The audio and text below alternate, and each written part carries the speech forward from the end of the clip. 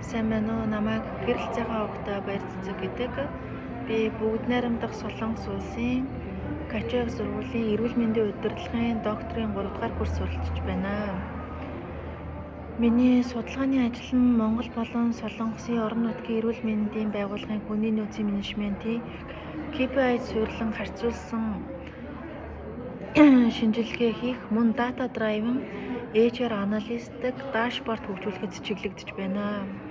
Энэхүү судалгааны хүрээнд би өгөгдөлд суурилсан дүн шинжилгээ, гүйцэтгэлийн үнэлгээ, data visualization чиглэлээр ур чадвараа хөгжүүлэн сурч байгаа бөгөөд ялангуяа эрүүл мэндийн хүний нөөцийн үр ашиг шийдвэр гаргалтыг сайжруулахад өгөгдлийг ашиглах сонирхолтой байгаа юм аа.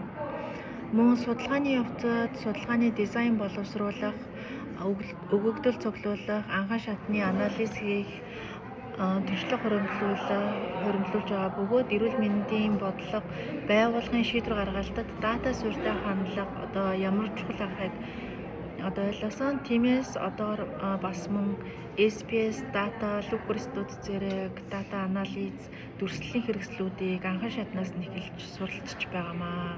Ер нь бол суралцж явж байна. Би энэ академик мэдлэгээ бодит өгөгдөл, бодлого боловсруулах үйл явцтай холбохыг зорж байгаа бөгөөд зорж байгаа учраас эрүүл мэндийн судалгааны байгууллагад ажиллаж, судалгааны төсөлд оролцож, мөн өгөгдөл боловсруулах, анализ хийх замаар судалгааны ур чадвараа гүнзгийрүүлэхийг хүсэж байгаа.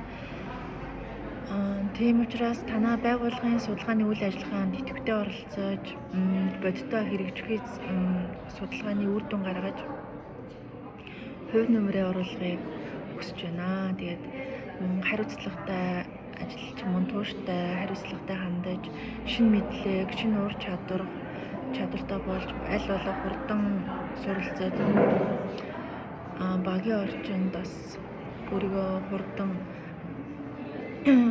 ажиллах чадвартай гэж бодож байна. Мөн би урд нь 5 гаруй жилийн турш Солонгосын компанид Солонгос Монгол хэлний орчуулагч менежер ажилласан туршлагатай. Тэгээд энэ хугацаанд Солонгос болон Монгол байгууллагын хооронд харилцаа зохицуулалт, өдөр тутмын үйл ажиллагааг хариуцж байсан тийм туршлагатай.